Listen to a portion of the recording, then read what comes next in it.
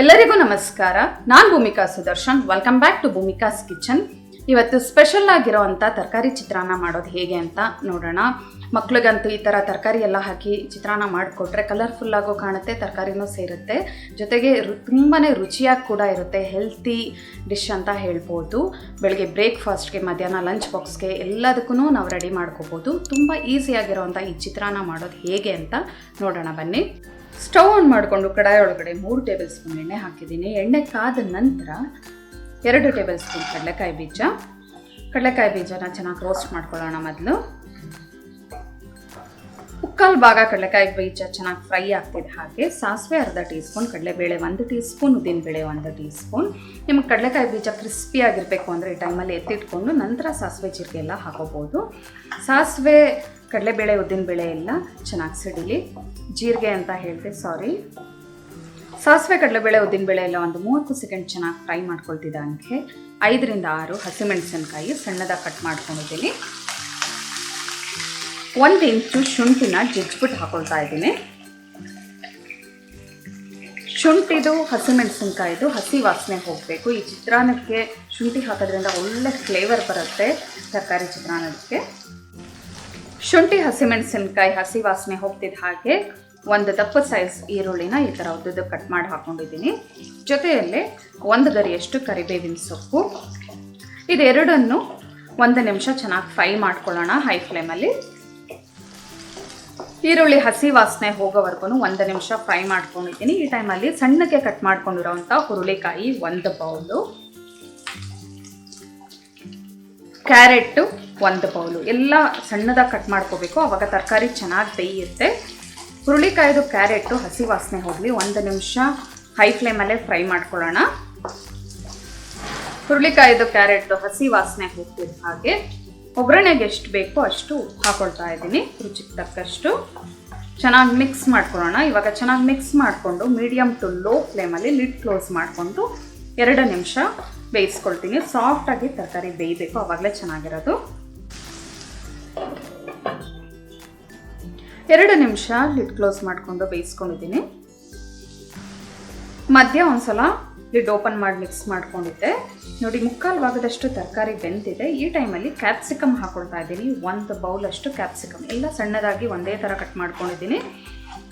ಇದನ್ನು ಚೆನ್ನಾಗಿ ಮಿಕ್ಸ್ ಮಾಡ್ಕೊಳ್ಳೋಣ.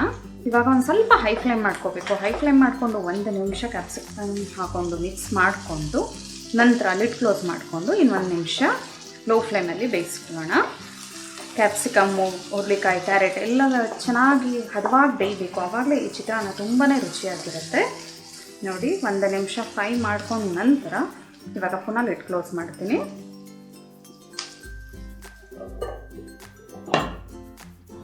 ಲೋ ಫ್ಲೇಮಲ್ಲೇ 1 ನಿಮಿಷ ಬೇಯಿಸ್ಕೊಳ್ತೀನಿ. ಲಿಡ್ ಓಪನ್ ಮಾಡ್ತೀನಿ.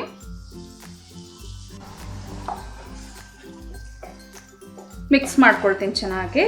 ನೋಡಿ, ಈ ಥರ ಹಿಂಗೆ ಈ ದೋಸೆ ಹಲ್ಲೆಯಲ್ಲಿ ಹಿಂಗೆ ಪ್ರೆಸ್ ಮಾಡಿದ್ರೆ ತರಕಾರಿ ಎಲ್ಲ ಚೆನ್ನಾಗಿ ಬೆಂದಿರೋದು ಗೊತ್ತಾಗ್ತಾ ಇದೆ. ಈ ಟೈಮಲ್ಲಿ 1/4 ಟೀ ಸ್ಪೂನಷ್ಟು ಅರಶಿನ ತುಂಬ ಜಾಸ್ತಿ ಹಾಕೋಬಾರ್ದು. ಲೆಮನ್ ರೈಸ್ಗೆ ಲೈಟಾಗಿ ಕಲರ್ ಇದ್ದರೆ ತುಂಬ ಚೆನ್ನಾಗಿರುತ್ತೆ. ಚೆನ್ನಾಗಿ ಈವನ್ ಆಗಿ ಮಿಕ್ಸ್ ಮಾಡ್ಕೊಳ್ಳೋಣ.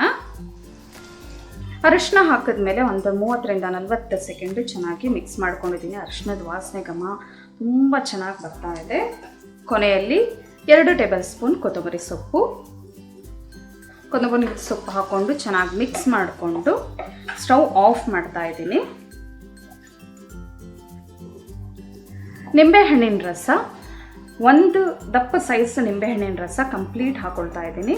ಇದನ್ನು ಕೂಡ ಹಾಕ್ಕೊಂಡು ಚೆನ್ನಾಗಿ ಈವನ್ ಆಗಿ ಮಿಕ್ಸ್ ಮಾಡ್ಕೊಂಡಿದ್ದೀನಿ. ಇವಾಗ ಇದಕ್ಕೆ ಅನ್ನ ಹಾಕ್ಕೊಂಡು ಮಿಕ್ಸ್ ಮಾಡ್ಕೊಳ್ತೀನಿ.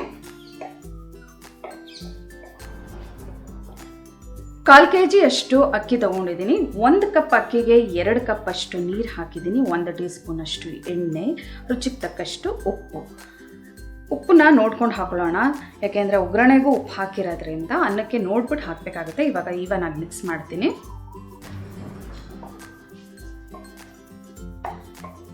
ಒಂದು ಸ್ಪ್ಯಾಚುಲಾದಲ್ಲಿ ಈವನ್ ಆಗಿ ಮಿಕ್ಸ್ ಮಾಡ್ಕೊಳ್ಳೋಣ. ನಾನು 15ಕ್ಕೂ ಹೆಚ್ಚಿನ ವೆರೈಟಿ ಚಿತ್ರಾನ್ನಗಳನ್ನ ಮಾಡಿದ್ದೀನಿ. ತುಂಬಾ ಟೇಸ್ಟಿಯಾಗಿರುತ್ತೆ. ಒಂದಕ್ಕಿಂತ ಒಂದು ಫ್ಲೇವರ್ ತುಂಬ ಚೆನ್ನಾಗಿರುತ್ತೆ. ಈ ತರಕಾರಿ ಚಿತ್ರಾನ್ನ ಕೂಡ ತುಂಬಾ ಚೆನ್ನಾಗಿರುತ್ತೆ. ನೀವು ಕೂಡ ಒಂದ್ಸಲ ಟ್ರೈ ಮಾಡಿ.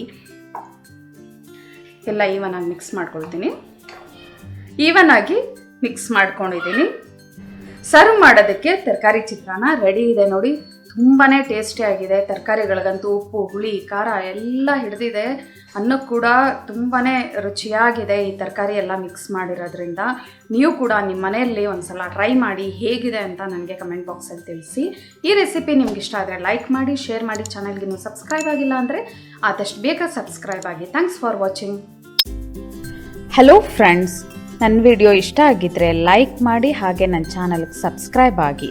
ಪಕ್ಕದಲ್ಲೇ ಇರೋ ಬೆಲ್ ಐಕಾನ್ ಪ್ರೆಸ್ ಮಾಡೋದ್ರಿಂದ ನಾನು ಹಾಕೋ ಪ್ರತಿಯೊಂದು ವಿಡಿಯೋ ನೋಟಿಫಿಕೇಷನ್ ನಿಮಗೆ ಬರುತ್ತೆ.